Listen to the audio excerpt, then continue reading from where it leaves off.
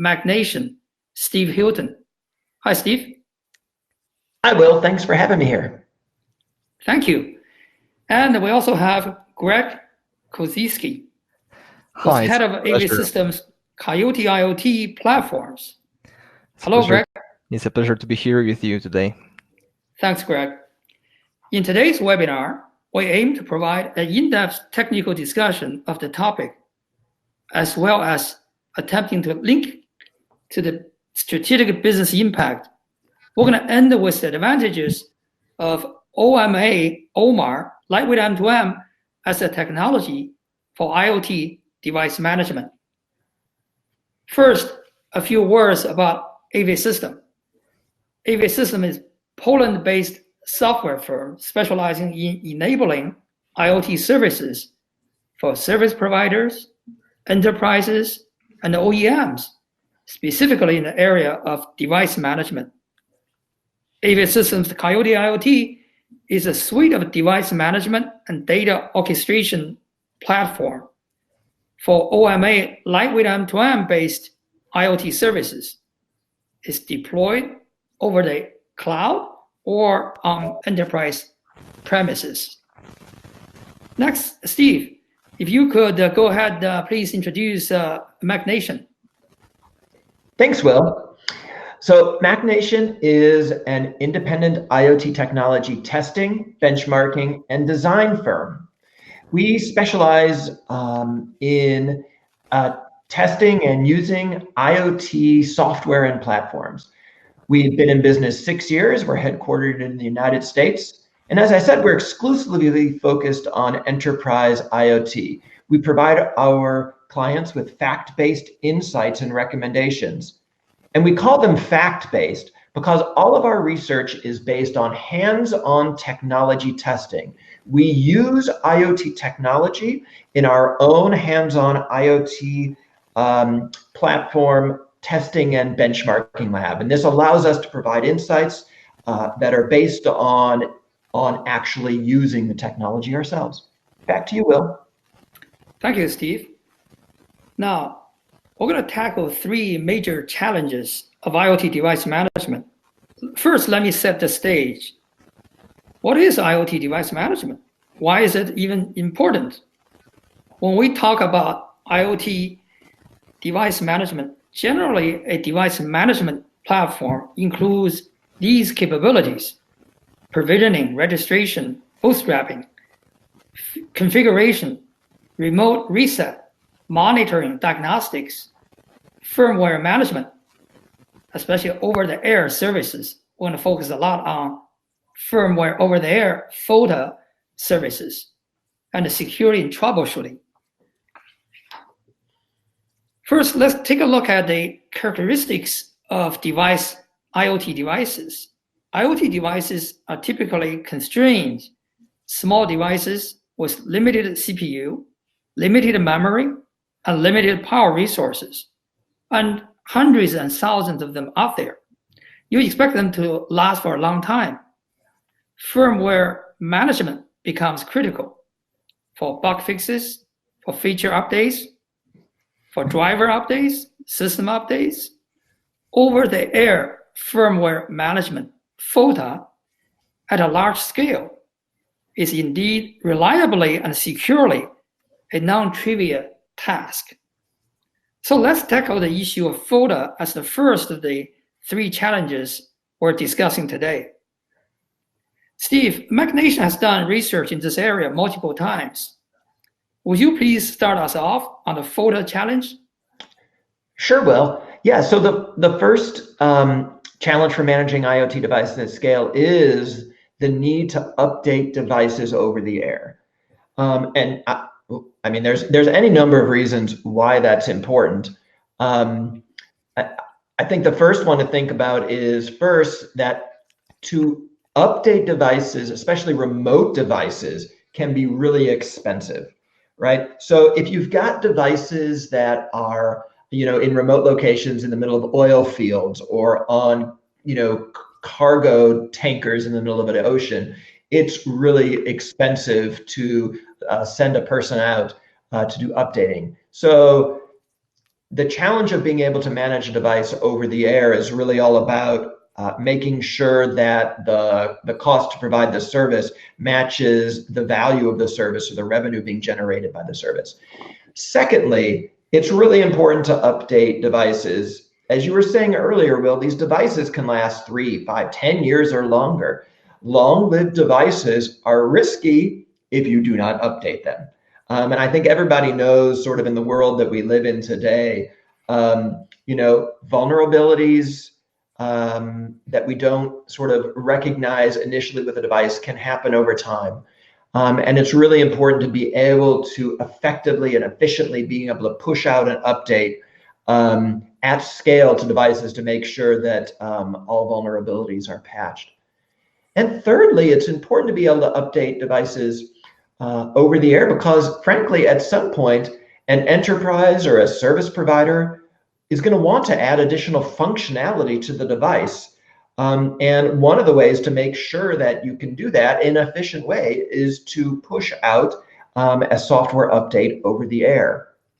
And just to level set, Will, it's probably helpful to say, so if you think about sort of the generalized FOTA process, FOTA being firmware over the air, right, this updating process, sort of what happens here? Well, imagine you sort of have two parties talking to each other. One party is the IoT platform, one party is the IoT device. What's really going on during a FOTA? Well, in the most simple sense, the platform pings the device and says, are you awake? Is it possible for me to do a push to an update to you right now? The device talks back to the platform and says, yes, I have the most relevant firmware on the device, the most recent firmware. I'm ready to receive the update. Then the platform sends the update to the device. The device updates the firmware, and then the platform issues a reboot command and says to the device, okay, reboot now. And if that's successful, the device sends a message back to the platform saying, A-OK, everything is ready to go. So Steve, what you're saying is not only for maintenance, device maintenance purposes, but also for adding new functionalities. That's great insight, Steve. Yeah, absolutely will. Now, Greg, could you take us down to the technical details as related to the FOTA, specifically why OMA LwM2M is the most suitable technology for solving this challenge? Yes, sure, Will.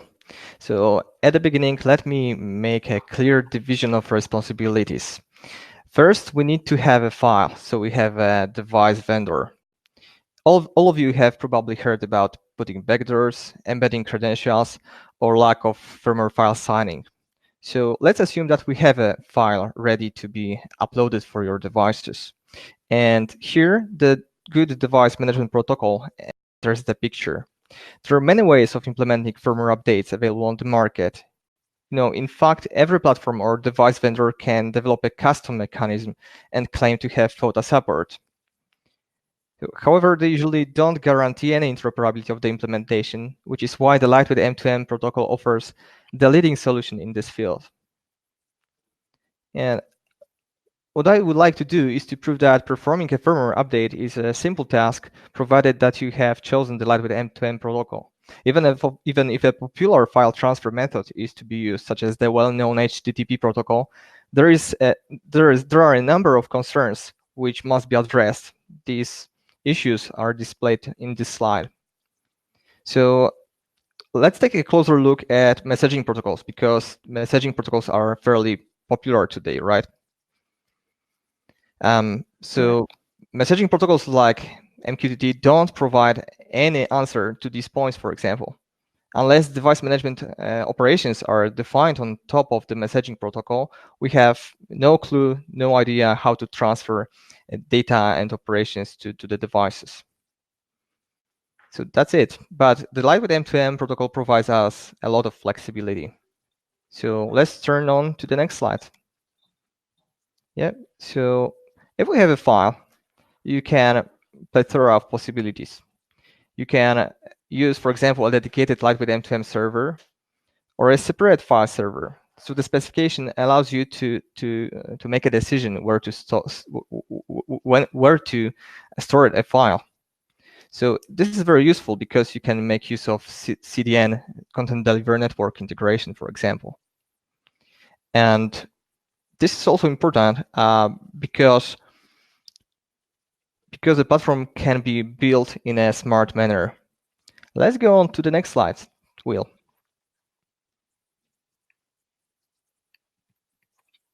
Sorry about that. No problem. So let's take a look now how a firmware file can be delivered to a device. So depending on the case, we have many possibilities. So a device may pull a file from the server, or a lightweight M2M server can push a file to the device. This gives us a lot of more room for improvements. For example, the lightweight M2M specification allows a server to make a decision when it is a good moment to push the firmware file. For example, when connectivity conditions are bad, when received radio signal is weak, it's perhaps not a good idea to start a firmware download, because this would result in huge battery drain. On the other hand, sometimes you would like to provide a location of a file to your device. And it's important that the protocol specifies that the device should start downloading the file at the next practical occasion. So what it means is that the device is not allowed to break the transmission of business critical data. Yeah, so Greg, I often hear from enterprises telling me that they have challenges sometimes just to reach the device. So what you're saying almost, there could be that the transmission, the connectivity is low or having problem. Yeah. For them. Yeah, exactly. And the next slide answer your question, I believe. Let's go to the next slide. Yeah, so the protocol specifies 4 states, so it's very easy to retrieve the information about the current device upgrade status. So you may easily match the reason of a failure or the current status of your devices, and have insight into the entire population of your devices. So it's not only a chance to start the firmware transmission at the good moment, but also you have a detailed insight. So apart from these 4 states, the lightweight M2M protocol specifies update results. So if you have an issue like out of frame during the upgrade process, or there is fault related to inability to save a file on your flash memory, you can retrieve that information from the device, or device can send a notification to the server. So you have a detailed insight into your entire population, and you have a possibility to track the firmware rollout process globally. So Greg, I learned that lightweight M2M as a technology is initiated and maintained by Open Mobile Alliance, OMAR, SpecWorks. So the technology is specifically designed for IoT services. So managing IoT devices, millions of them out there, in different states, as you described, the 4 states in terms of firmware updates, the process going through. So without a lightweight M2M, how other companies are doing? And are you saying the old way of doing things or traditional way of doing things are more error prone, more failure? Yeah, the question is what traditional methods are, yeah, because they are not defined. So if you use a custom implementation of the upgrade process, then probably you're able to upgrade one device, but you lose, for example, interoperability. You cannot be sure that your device will be handled well in another platform. So you end up in vendor lock-in, basically. Yeah, so let's move on to the next slide, and let's summarize. So as you can see, we have a well-defined firmware update state machine. We have 4 states delivered by the devices, And moreover, we have a lightweight M2M update object definition. So information about the firmware update status is consistent among your population of devices. And moreover, lightweight M2M solves issues not addressed by messaging protocols, because there are plethora of things that can not be defined, like how device sends information about the success, how to notify about the success, right? And there are also many file transfer protocols. So there is a need to introduce some kind of protocol negotiation between a platform and the device, and this is something which is also addressed by the standard. So a device can present what protocols are supported, and a good lightweight M2M device management platform can pick one of those protocols. Yeah. All right, Greg, I want to pick your brain here on this webinar. On your second bullet point, you mentioned lightweight M2M is addressing problems not currently addressed by other messaging protocols, but can they coexist? Yeah, sure. There is no issue. You can use both protocols. You can implement device having both technology stacks. But it's important that that messaging protocols don't address any device management operations. There are no defined operations and data formats to be exchanged back and forth from devices. So whatever you implement is probably relevant to the specific platform. The device management protocol specifies not only FOTA process, right? But also configuration changes, telemetry, data handling, because you can also transport telemetry data using lightweight M2M using observe mechanism on the COAP layer. COAP stands for Constraint Application Protocol, which is an underlying protocol of lightweight M2M.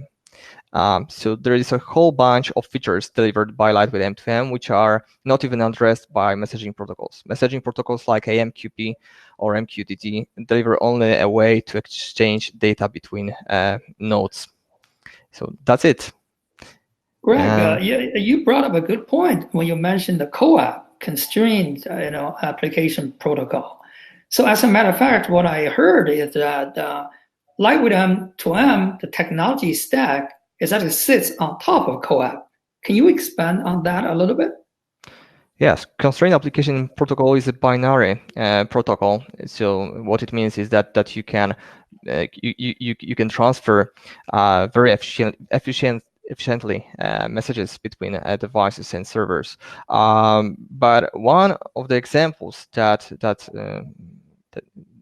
describes benefits of using CoAP is that CoAP supports using very small messages.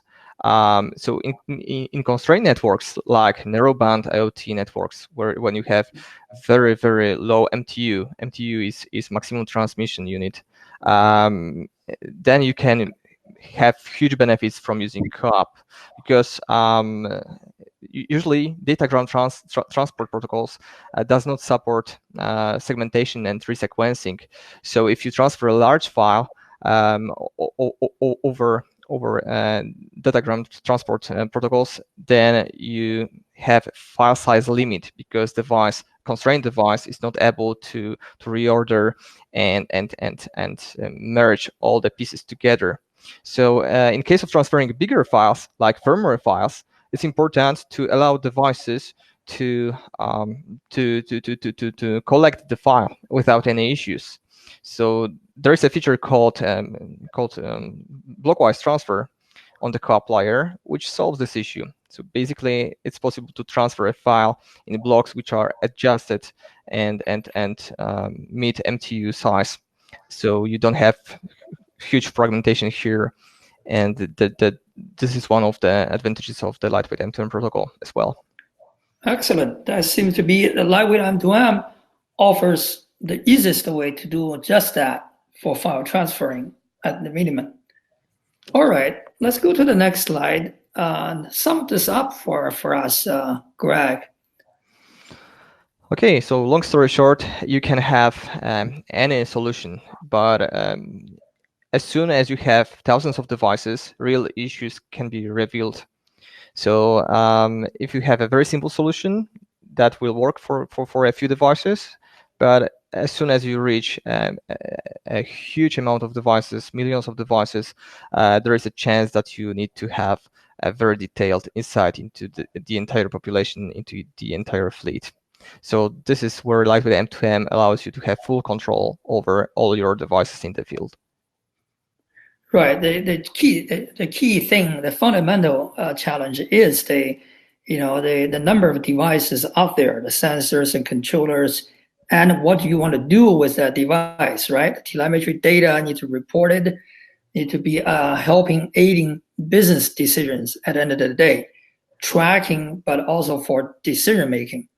That's really insightful, and this is a great segue into our next topic, challenge number 2, avoiding vendor lock-in.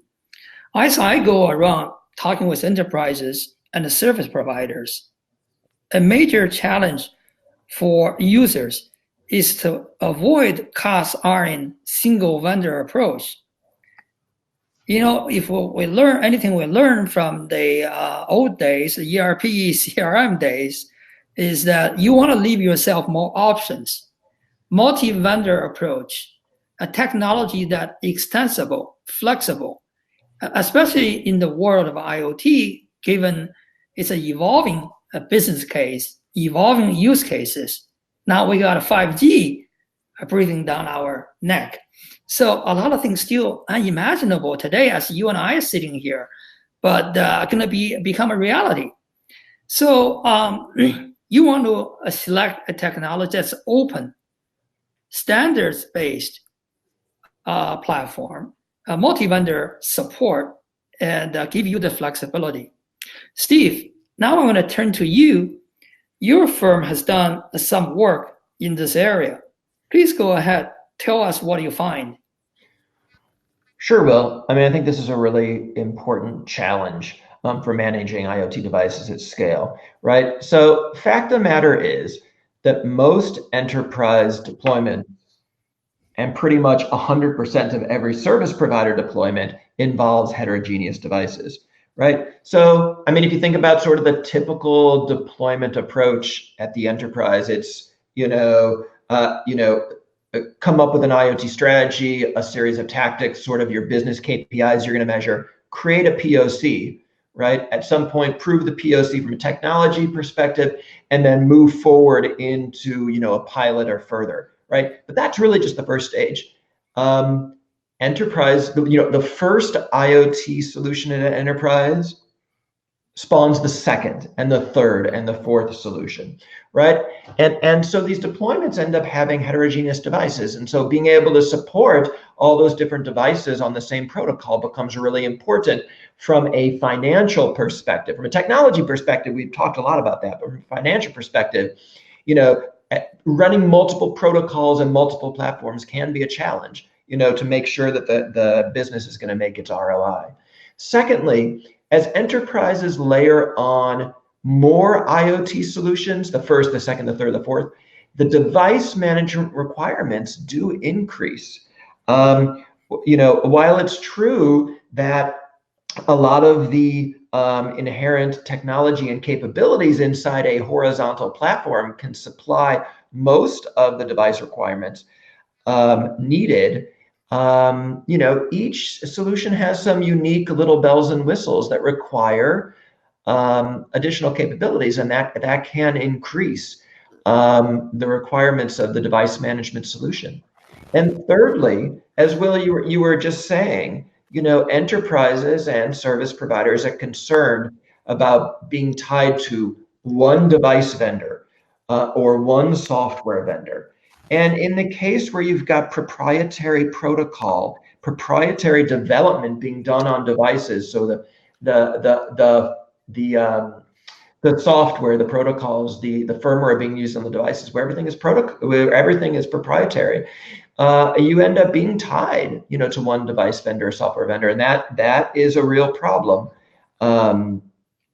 moving forward. In theory, enterprises and service providers want the flexibility to be able to port, a protocol from one device to another device, right? A matching device from a different vendor. Similarly, from one software platform to another platform.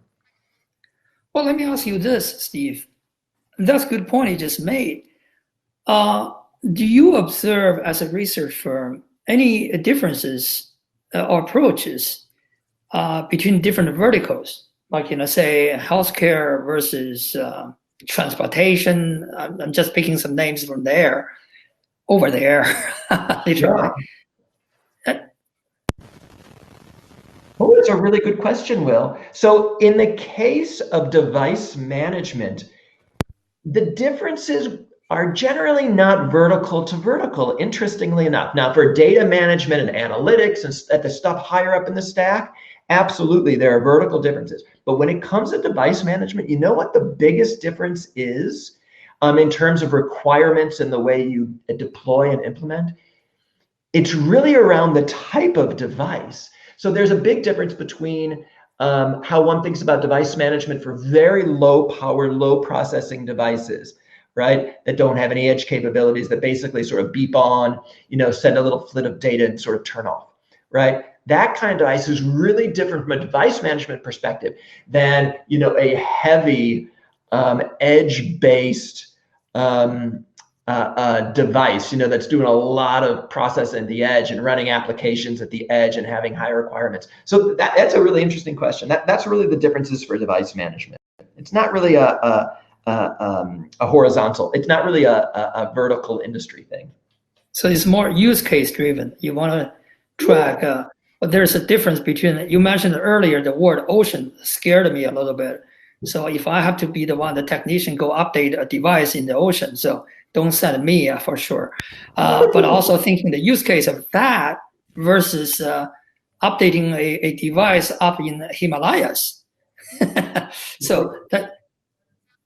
Yeah, I mean, it's a good point. I mean, there's a difference between, a little low powered device that's sitting, in a parking garage or on the floor of a parking garage, monitoring whether a car is there or not, versus a device that's sitting on a factory floor, attached to a PLC, delivering huge amounts of, robotics data, right? Doing a lot of processing of the robotics data and then sending some of it back to the cloud for other types of analytics. So those are the big differences, I think, for device management. It's exactly right. Excellent point. Greg, you got something to add to this? Yeah, of course.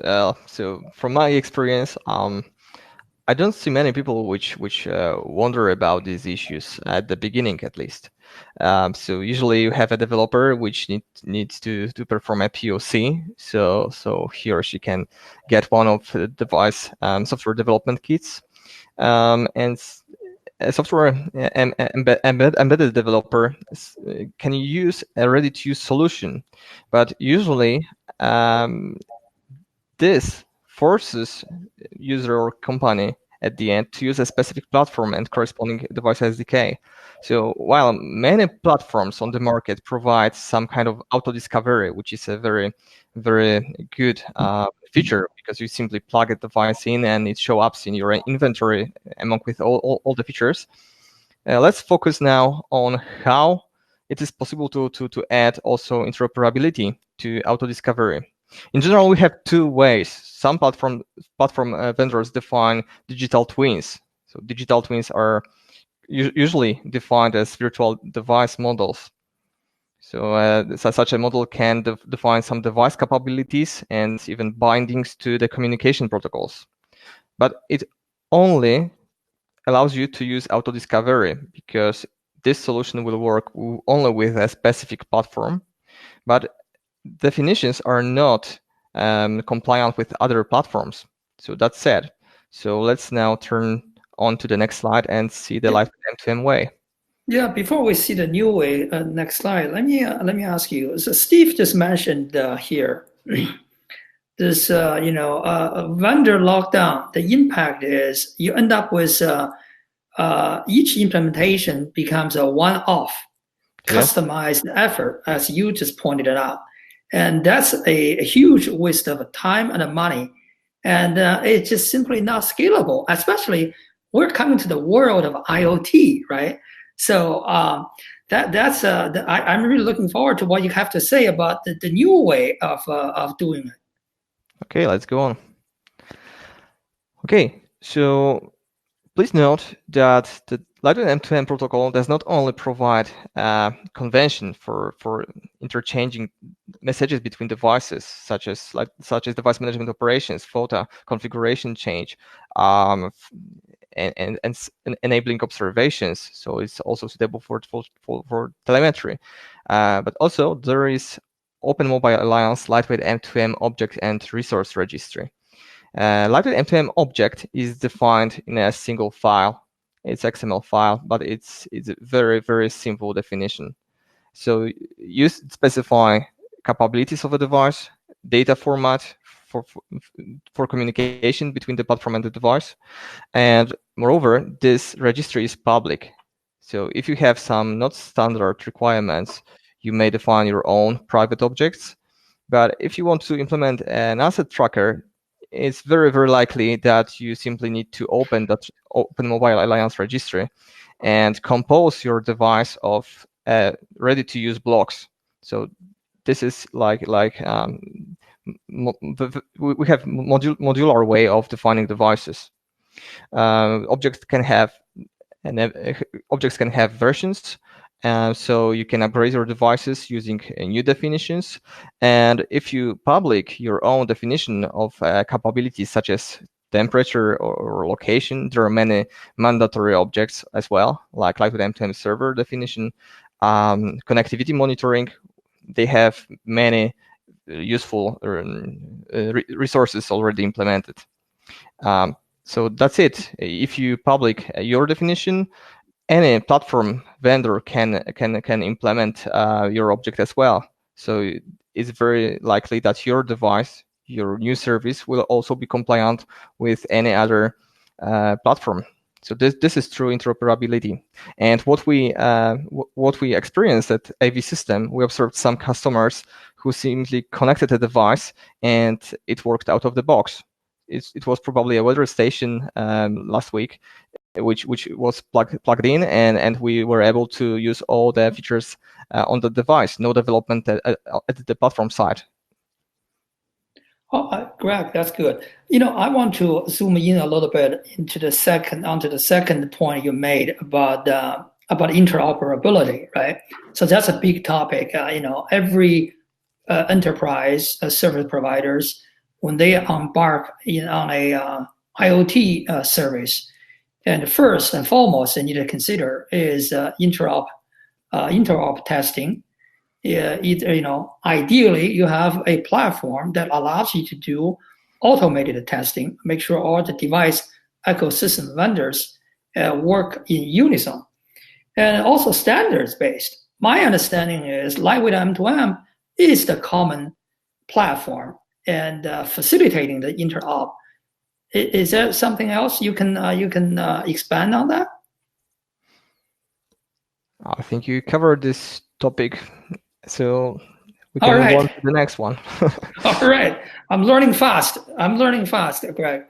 Thank you. Folks on the phone, just to bring you in to we're midway through, 2/3 the way through our webinar today, and you notice we try to create more of a dialogue here.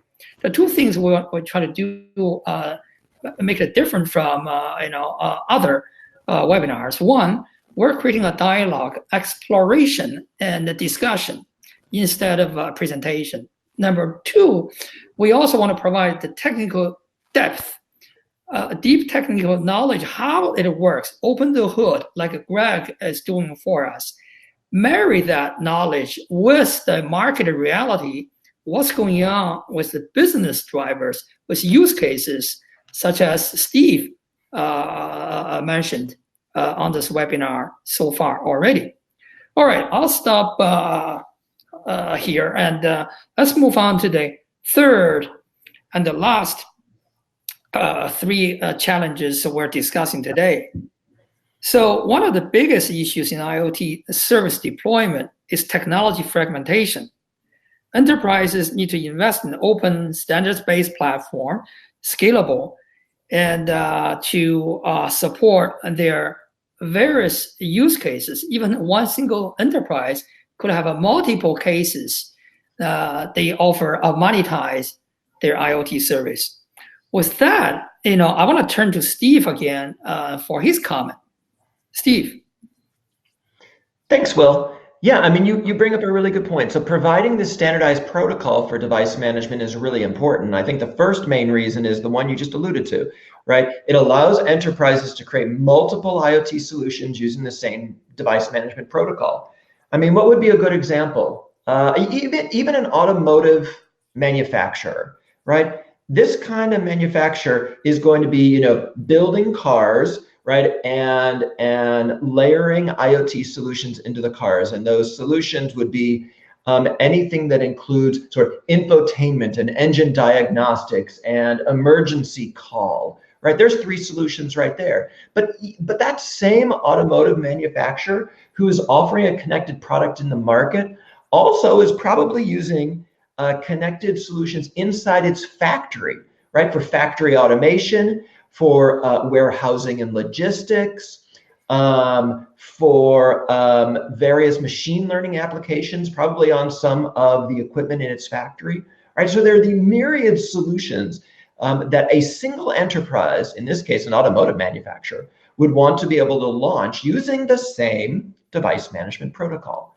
I think the second thing to keep in mind why these standardized protocol for device management are so important, and honestly, Greg touched on this a lot today, is that that other legacy type protocols only solve 50% of the problem, right? So if you're only solving the issue associated with messaging and sort of how messages are transferred from device to platform, you're really only solving 50% of the problem, right? You're missing that ever critical part of device management as well. Right. I think you also have some specifics you want to offer insight to this audience today. I hope this is the right slide for you. Yeah, absolutely. So, LwM2M provides this kind of standard protocol for device management at scale, right? And that standardized bit is the important part, right? It allows a developer to specify the most important device management aspects from day 0. I mean, so often we find that an enterprise will create an IoT solution as a proof of concept. It'll work really well, right? For 1 or 2 devices, you can manage 1 or 2 devices without, a standardized protocol, no problem, right? However, as soon as you take that POC and try to scale it up, one learns very quickly, as Greg pointed out, that you're going to run into problems with device management if you don't have a way to standardize the protocol and be able to manage things then at scale, right? So designing that device management aspect from day 0, right, from the point of planning out the POC is really, really important. Don't wait until later to alight on a standardized protocol for your device management aspects. Secondly, and related, is ensuring that the IoT solution performs well in the POC environment and the production environment. The environments are really different. Planning ahead is the most important part, and then picking both a protocol and a platform that can support sort of the at scale deployment is really important.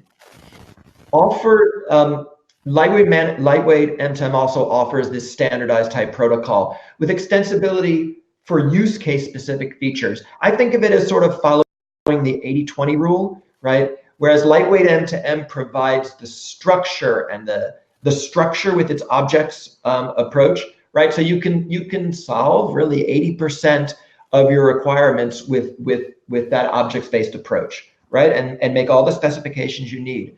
However, at the same time, probably there's 20% of every IoT solution that requires a little bit of flexibility and needs some things that'll be added on top of the base structure, right? And once again, lightweight M2M provides that ability to add additional flexibility with some custom objects. Very good. This is pretty obvious to me just in the last 40 minutes, the three of us chatting here regarding device management, IoT device management, and leveraging standards-based protocol like lightweight M2M is so important. But, I've read research notes saying, one of the biggest, most overlooked area in IoT implementation is device management. And, the functionalities, the features I listed out at the very beginning of this webinar, and companies are still overlooking them, not having a well thought through process, device onboarding, interop testing, automation, so on and so forth. So I'm going to throw back at you, Steve.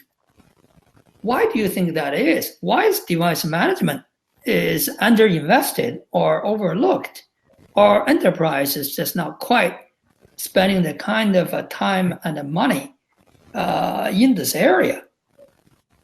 Well, it's a good question, Will. Interestingly, I think 3 years ago, we wrote at MachNation a white paper about this very topic, which is the idea that enterprises fixate on the concepts of analytics and data management and that sort of sexy stuff at the top of the stack, and they underinvest in device management. In fact, I think we have that white paper still on our website. It's free. You could probably go to our website and search for device management, data management, and it'll pop up. And I think it happens probably because the people that are making decisions about device layer protocols and things to do with devices for an implementation are sometimes different from the people inside the enterprise making decisions about the platform and the applications layer. And because there's sort of a, maybe sometimes even a lack of communication,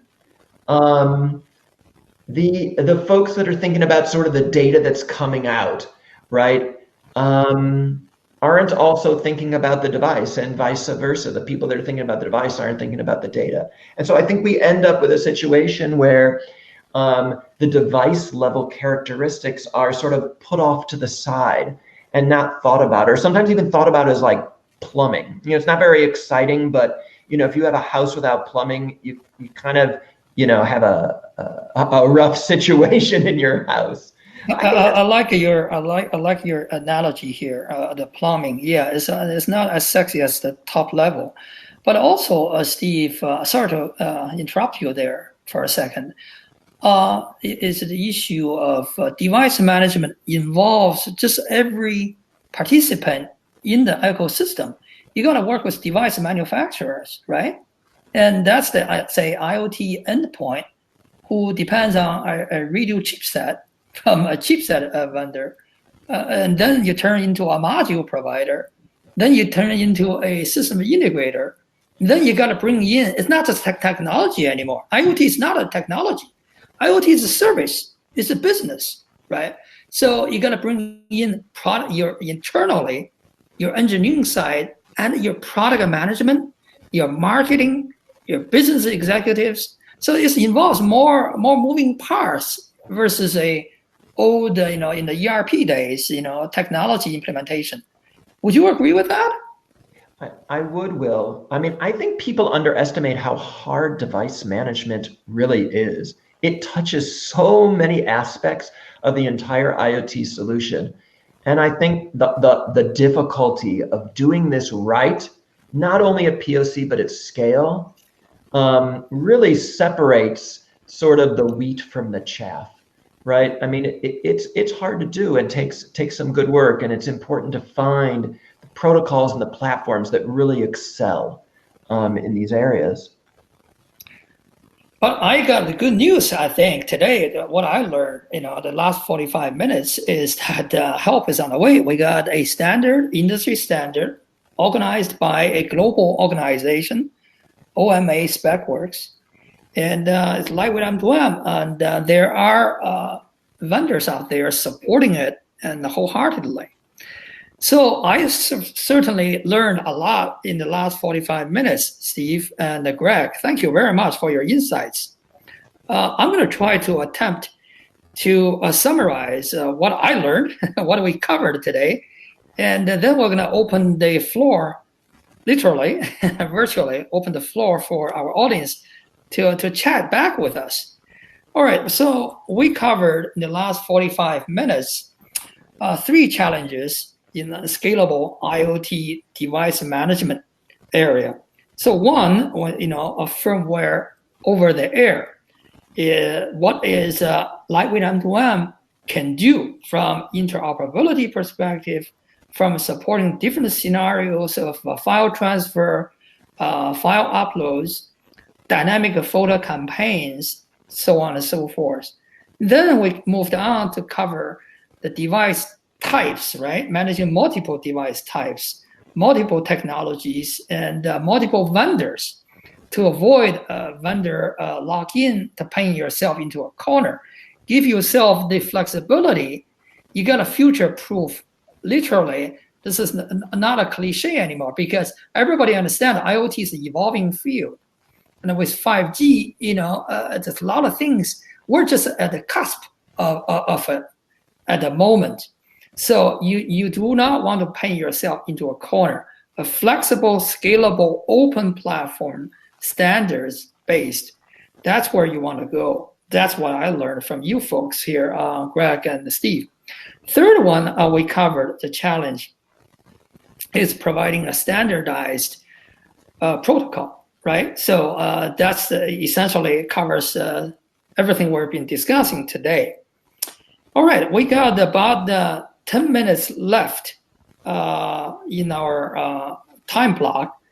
I'm going to open the floor for questions and answers. And folks, we got a back office operations folks there ready to take your questions.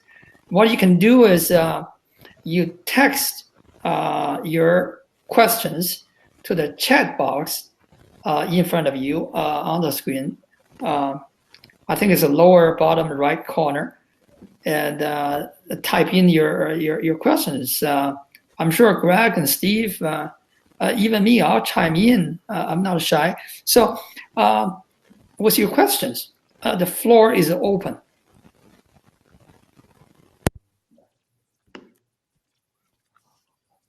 Okay, I can see one question. How does FOTA work on a large scale? Well, FOTA process is defined by the standard, by the protocol. So it all depends on the LwM2M platform. So if you have a good LwM2M platform, device management platform, then it will work on a large scale. Usually, issues arise when you manage thousands of devices, and the process is not defined well, because imagine, for example, a case when you're not able to easily visualize the progress of upgrading devices to several software versions simultaneously, as, for example, the application server can only be informed about successes or failures without any matching between the upgraded devices and the target software versions. So you need to have a platform which is aware of the situation in the field. And if you have a LwM2M server which supports group operations, group FOTA, mass campaigns, in other words, then it will work. And this will work. It will work for sure, basically. In case of different protocols, you need to rely on somebody else's design and expertise.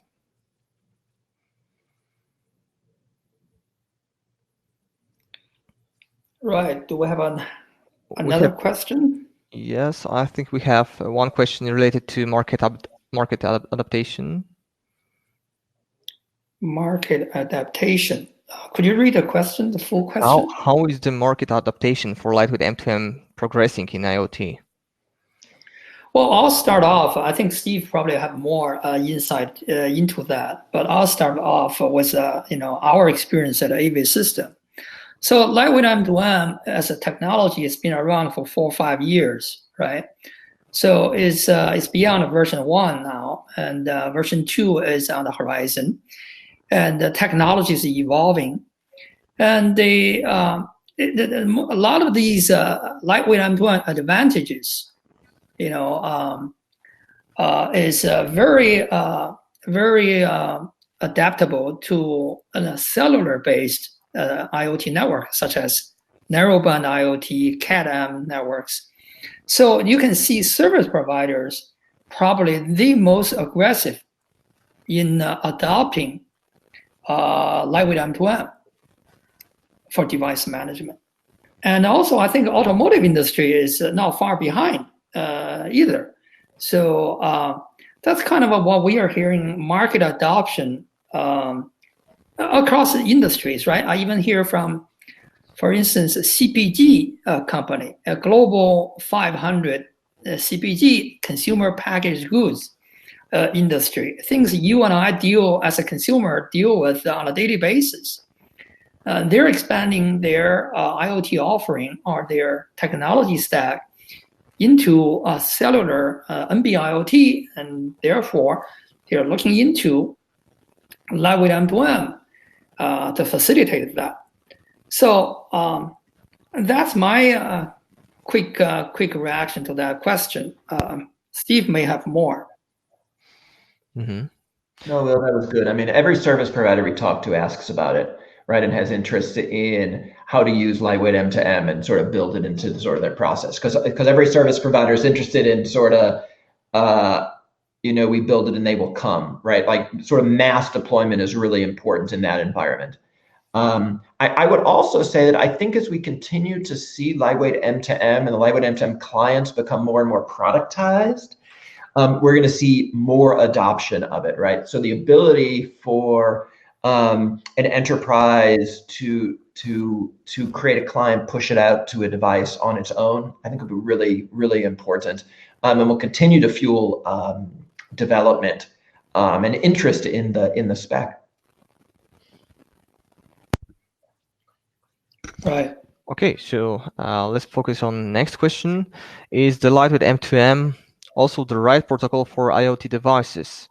Can it query, for example, a user and client database? Let me answer this question. Yes, it's the right protocol for provisioning IoT devices. Provisioning is a term frequently used in telco environment, but provisioning in essence is applying new services and configuring a device according to some entries in a database. So the lightweight M2M protocol can apply information collected from databases to the device. So as an example, if you have a lightweight M2M server, you need to make an integration with your database, or it can be a database of your IoT platform as well. Or the device management platform can have its own database with user metadata. So the lightweight M2M protocol can provide configuration to your devices according to information collected from databases.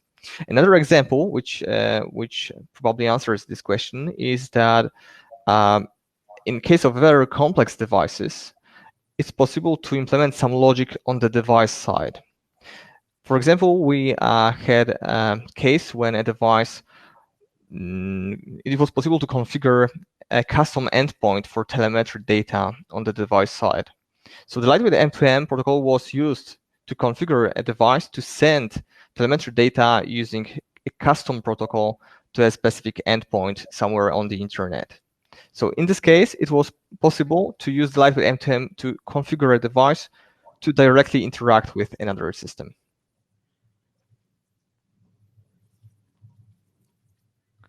Okay, next question. Okay, maybe it's for someone else. Hello, I have a question regarding multi-vendor or single-vendor approach. How big is the issue of a single-vendor approach? Oh my goodness. It's only an issue, like everything else in life, right? It's only an issue if it's preventing you to get things done. What do you want to accomplish, the objective, right? So we are pointing this out, single vendor approach is is that you want to give yourself more flexibility. I have never, in recent years, I've never seen any, let's say, a enterprise wanted to have a device from a single vendor for commercial reasons, for technical reasons, and you want to give yourself flexibility.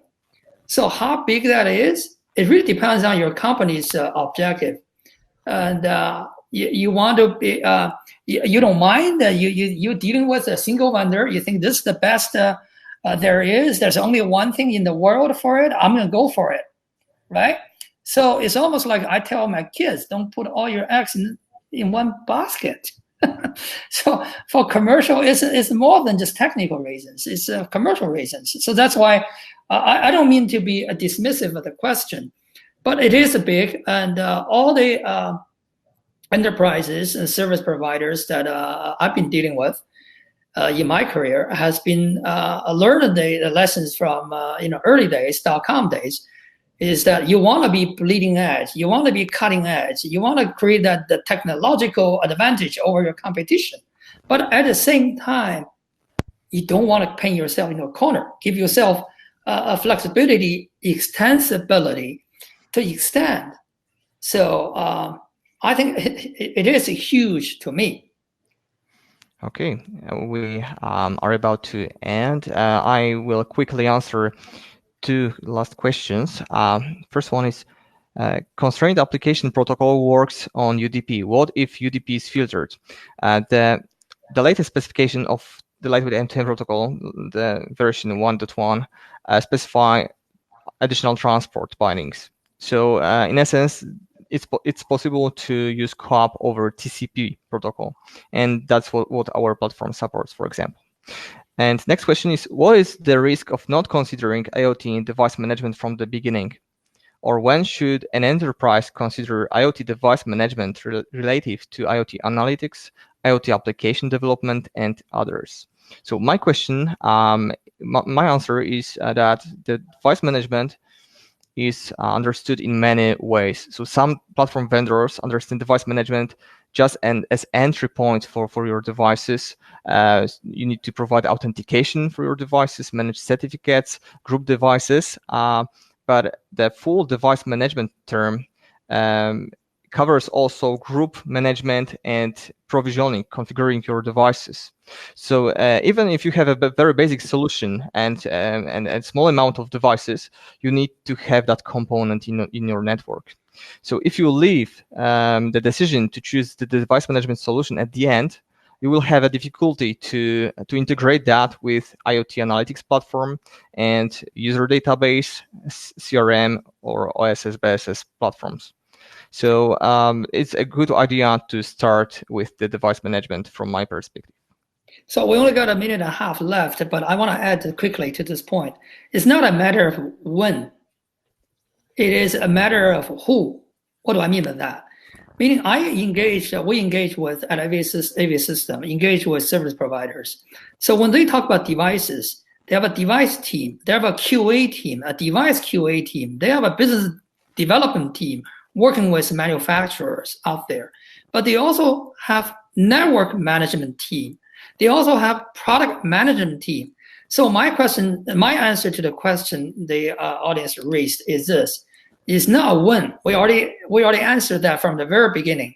From the very beginning of your IoT journey, you gotta consider IoT device management. But bring in your vendors, bring in your internal constituencies. The network side is not just this device. So nothing more important than get the device right. In order to get a device right, you gotta get the device management platform right. The network edge intelligence aid our decision making day in, day out. So that's my conclusion for the folks today. Okay. With that, go ahead. I think that we have more questions in the queue, but sorry to not answer them all. But we encourage you to contact sales@avsystem.com, and we also try to answer the remaining questions by emailing you. Thank you, Greg. Thank you. Yes, we're running out of time, and but we like to think this is the beginning of our engagement with you. Feel free to contact us through various means. Okay, with that, that's a wrap for today. I want to thank Steve Hilton of MachNation, Greg Kozinski from AVSystem for insightful webinar. Look forward to future discussions. Thank you. I want to thank the audience as well. Thank you, everyone. Have a good day. Bye-bye.